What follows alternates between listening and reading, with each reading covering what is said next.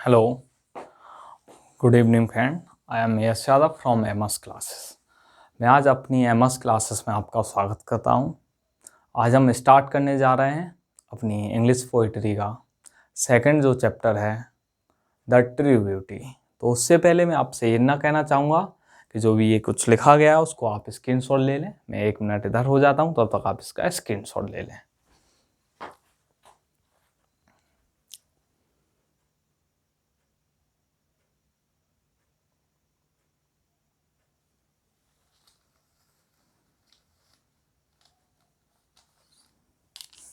Well friends, जैसा मुझे उम्मीद है आप सब लोगों ने इसका स्क्रीनशॉट ले लिया होगा। अब पता है हम स्टार्ट करने जा रहे हैं अपनी पोइम के बारे में।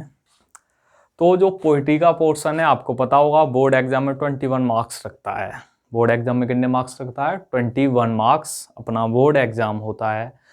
वो वाला पोर्शन पोइट्री के पोर्शन में से 21 नंबर का हमारे में आता है। तो मैं आपके साथ, मेरा नाम यश यादव और मैं 2014 से यूपी बोर्ड से जुड़ा हुआ हूँ। और जो कुछ मैं कराता चल रहा हूँ, जैसी भी चीज़ें मैं कराता चल रहा हूँ, आपके बोर्ड एग्ज़ाम में वो चीज़ें 101% आने वाली हैं। 2021 एग्ज़ाम आप मेरे साथ दीजिएगा। मैं आपको विश्वास दिलाता हूँ कि अब की बार 90 पार। तो इसीलिए बिना देरी किए हुए हम स्टार्ट करते हैं।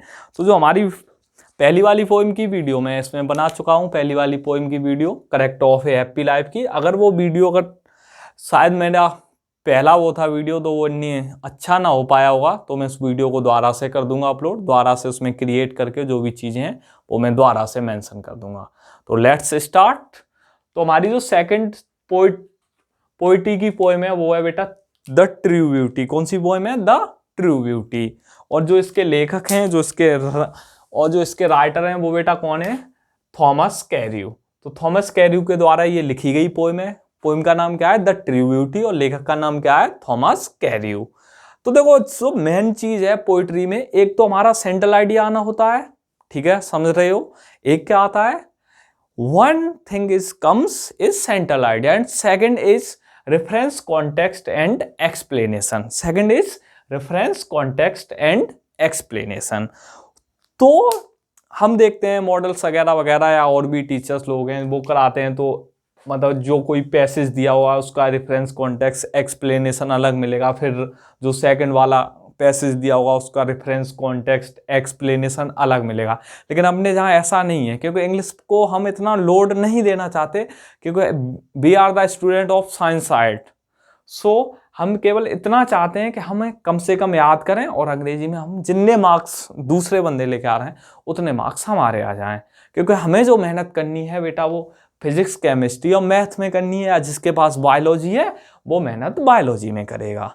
तो इसीलिए मैं स्टार्ट करता हूं। तो अपना जो रहता है वो बेटा रेफरेंस कॉन्टेक्स्ट एक्सप्लेनेशन भी वही रहता है।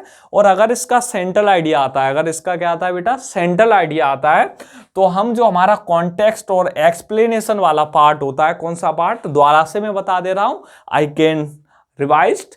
जो कॉन्टेक्स्ट और एक्सप्लेनेशन वाला पार्ट होता है वो बेटा दोनों हमारे किसके काम करते हैं? सेंट्रल आइडिया का काम करते हैं। क्योंकि मैंने इन चीज़ों को इस तरीके से तैयार किया गया है, ये चीज़ें इस तरीके से तैयार की गई हैं कि ये चाहे कॉन्टेक्स्ट हो, एक्सप्लेनेशन हो या सेंट्रल आइडिया हो, हमारी ये चीज़ें तीनों चीज़ों में हम एक ही बार इसको याद करेंगे और एक ही बार में हम अपना रेफरेंस, कॉन्टेक्स्ट और सेंट्रल आइडिया, तो ये हमारा 17 मार्क्स का जो भी पेपर होता है, 4 मार्क्स के फिगर ऑफ स्पीच आते हैं, वो मैं कुछ ही सेटों में करा दूंगा।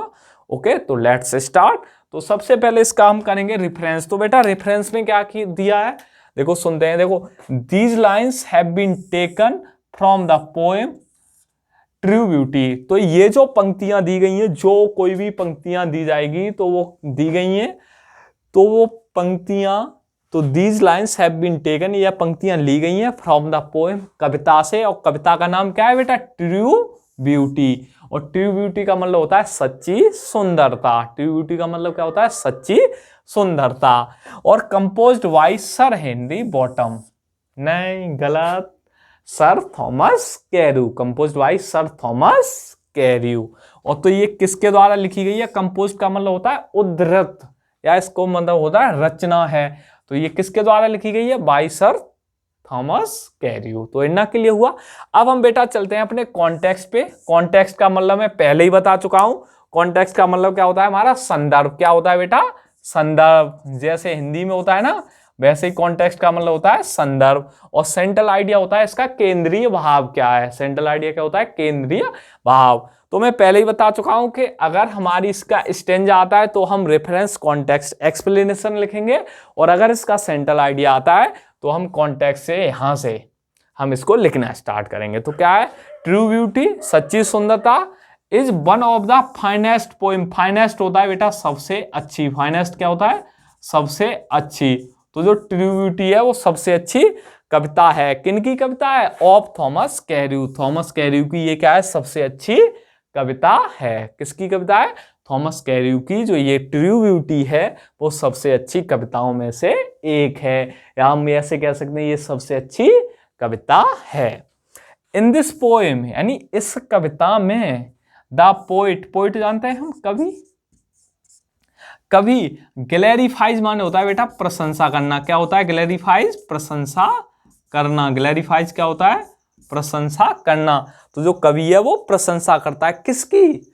Spiritual beauty. स्पिरिचुअल ब्यूटी होती है आंतरिक सुंदरता। स्पिरिचुअल ब्यूटी क्या होती है? आंतरिक सुंदरता। तो इसको मैं लिखे दे रहा हूं। स्पिरिचुअल ब्यूटी बेटा क्या होती है? आंतरिक सुंदरता। तो इस वाली जो कविता है उसमें जो कवि है वो किसकी प्रशंसा करता है? केवल आंतरिक सुंदरता के प्रशंसा करता है। एंड कंडेम्स, कंडेम्स होती है बेटा निंदा करना। कंडेम्स क्या होती है? निंदा करना। निंदा करता है। मियर माने होता है बेटा केवल। मियर माने क्या होता है? केवल। Condemns मियर physical beauty. Of physical beauty क्या होती है बेटा? शारीरिक सुंदरता। फिजिकल ब्यूटी क्या होती है? शारीरिक सुंदरता।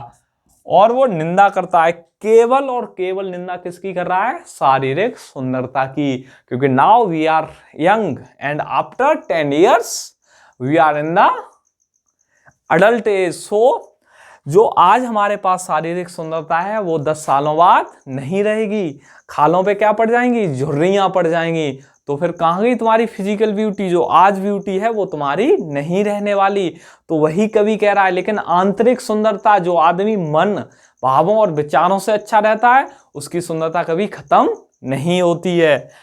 तो जो कवि है इस कविता में वो प्रशंसा कर रहा है, वो आंतरिक सुंदरता की प्रशंसा कर रहा है और शारीरिक सुंदरता की केवल वो निंदा कर रहा है। अब इसके चलते हैं हम बेटा एक्सप्लेनेशन पे, और हमारा सेंट्रल आइडिया यहीं से स्टार्ट हो चुका था। अब आगे है मियर। मियर का पहले ही मैं अर्थ बता चुका हूं। मियर माने क्या होता है? केवल। ठीक है। तो मियर फिजिकल ब्यूटी, केवल शारीरिक सुंदरता। इज ऑलवेज माने होता है बेटा हमेशा। ऑलवेज माने क्या होता है? हमेशा। शॉर्ट लिव्ड, शॉर्ट लिव्ड होता है कोई चीज थोड़े समय के लिए रहना। शॉर्ट लिव्ड का मतलब क्या होगा? थोड़े समय के लिए रहती है। यानी जो शारीरिक सुंदरता है वो केवल थोड़े समय के लिए ही रहती है। वो वाला कहावत सुनिए, कौन सी? 4 दिन की चांदनी और फिर अंधेरी रात। आगे देखो, इट डिकेज। डिकेज माने होता है बेटा कम होना। डिकेज माने कम होना, घटना। डिकेज माने कम होना या घटना। It decays with the passing of time. Passing of time होता है जैसे जैसे समय गुजरता है वैसे वैसे जो शारीरिक सुंदरता होती है, जो इट यूज हुआ है बेटा वो फिजिकल ब्यूटी के लिए यहाँ पर इट यूज किया गया है। तो it decays with the passing of time. यह समय के साथ साथ क्या होती है? कम होती जाती है। समय के साथ साथ, समय के साथ साथ बेटा ये क्या होती जाती है? कम होती जाती है। सो इसीलिए love should not be based on मियर physical beauty. तो लव पता ही होगा सबको, शुड नॉट होना चाहिए। बी बेस्ड माने होता है बेटा आधारित। बेस्ड माने क्या होता है? आधारित। बेस सुना होगा ना, बेस। बेस आधार, बॉटम, ठीक है, आधार। तो ये बेस्ड नहीं होनी चाहिए, यानी जो प्रेम होता है वो हमारा आधारित नहीं होना चाहिए ऑन मियर फिजिकल ब्यूटी। केवल शारीरिक सुंदरता पर हमारा प्रेम आधारित नहीं होने चाहिए, क्योंकि हमें उसकी आंतरिक सुंदरता भी देखनी चाहिए। लेकिन हम ऐसा नहीं करते हैं। ठीक है, आगे देखो, मोरल क्वालिटीज, मोरल क्वालिटीज होते हैं बेटा नैतिक गुण। मोरल क्वालिटीज क्या होते हैं बेटा? नैतिक गुण। मोरल क्वालिटीज क्या होते हैं? नैतिक गुण। आर हैं, नैतिक गुण हैं, क्या हैं? नेसेसरी, आवश्यक। नेसेसरी क्या होते हैं बेटा? आवश्यक। नेसेसरी, आवश्यक for spiritual beauty. Spiritual beauty होती है बेटा आंतरिक सुंदरता। स्पिरिचुअल ब्यूटी क्या होती है? आंतरिक सुंदरता। तो जो हमारे नैतिक गुण होते हैं वो बेटा आंतरिक सुंदरता के लिए आवश्यक हैं। वन आया है जिस व्यक्ति के पास, जिसकी हम बात कर रहे हैं, जिसके पास मोरल क्वालिटीज हैं। तो वन हु, एक व्यक्ति जिसके पास, इज डिवॉइड, डिवॉइड माने होता है रहित, जिसके पास वो चीज नहीं रहती, यानी ये क्या हो गया? रहित। ठीक है बेटा, तो one who is devoid of, एक व्यक्ति जो रहित होता है, किन से रहित होता है? मोरल क्वालिटीज, यानी नैतिक गुणों से रहित होता है, यानी जिसके पास नैतिक गुण नहीं है, जिसके पास नैतिक गुण नहीं है। May not be called beautiful, may not be called beautiful, तो हम उसको बेटा सुंदर नहीं कह सकते हैं, हम उसको सुंदर नहीं कह सकते हैं। जिस व्यक्ति के पास नैतिक गुण नहीं है उसको हम सुंदर नहीं कह सकते हैं। ब्यूटी, सुंदरता ऑफ हार्ट पता ही है बेटा, और माइंड सबको पता ही होता है। हार्ट माने हृदय होता है और माइंड माने अपना ब्रेन होता है, यानी दिमाग होता है। तो beauty of heart and mind, यानी हृदय और दिमाग की ही सुंदरता is the real beauty. Real माने होता है बेटा वास्तविक, रियल माने क्या होता है? वास्तविक। तो इज द रियल ब्यूटी, तो वो क्या है? वास्तविक सुंदरता है। आगे देखो बेटा, इट कीप्स, यह रखती है। कीप्स माने होता है बेटा रखना, कीप्स माने रखना। मैन अलाइव, अलाइव माने होता है जीवित, अलाइव माने होता है जीवित। तो यह आदमी को जीवित रखती है। कब जीवित रखती है? आफ्टर माने बाद में, बाद, और डेथ माने होती है मृत्यु। तो बेटा ये मृत्यु के बाद भी आदमी को क्या रखती है? ये जीवित रखती है। क्या जीवित रखती है? Moral qualities. आगे देखो, इट इज एवरलास्टिंग, एवरलास्टिंग होता है बेटा हमेशा रहने वाली। एवरलास्टिंग क्या होता है? हमेशा रहने वाली। तो जो मोरल क्वालिटीज होता है यानी spiritual beauty, moral qualities dependent on spiritual beauty. तो जो स्पिरिचुअल ब्यूटी होती है वो हमारे साथ हमेशा रहती है। महात्मा गांधी को हम क्यों याद करते हैं? क्योंकि उन्होंने, उनकी जो स्पिरिचुअल ब्यूटी थी, जो आंतरिक सुंदरता थी, वो बहुत ज्यादा क्रिएटिव थी। इसीलिए वो लोग क्या हैं कि आज भी हम उनको याद कर रहे हैं, वो हमारे दिलों में जीवित हैं। यानी मृत्यु कब की होगी लेकिन वो आज भी हम लोग उनके बाद जीवित हैं। तो बेटा ये हमने अपना फिनिश किया। एक बार इसका आप स्क्रीनशॉट और ले लो। एक हम शुरुआत में जो भी कुछ आया करेगा उसका एक बार शुरुआत में स्क्रीनशॉट और एक बार again screenshot, because first term में हम केवल इसका reference, central idea, context, explanation पूरा मिलेगा जो हमें एग्जाम में लिख के आना है। जो कहाँ पे लिख के आना है बेटा? एग्जाम में लिख के आना है। और जो ये सेकंड वाला है ये अपने समझने के लिए है। किसके लिए? अपने समझने के लिए। मैं आशा करता हूं कि आप लोगों को ये वीडियो बहुत ही अच्छा लगेगा और मैं आपकी अपनी एमएस क्लासेस में आप सब लोगों का धन्यवाद देना चाहता हूं जो भी ये वीडियो देख चुके हैं। तो मैं आपसे ना करूंगा, जो भी आपके फ्रेंड, साथी, मित्र, भाई, जो कोई भी है जो इस साल इंटर की परीक्षा देने जा रहा है या 10th की परीक्षा देने जा रहा है, तो मेरा ये चैनल है एमएस क्लासेस को सब्सक्राइब करें, शेयर करें और अगर वीडियो अच्छी लगे तो बेटा इसको लाइक करें। Thank you.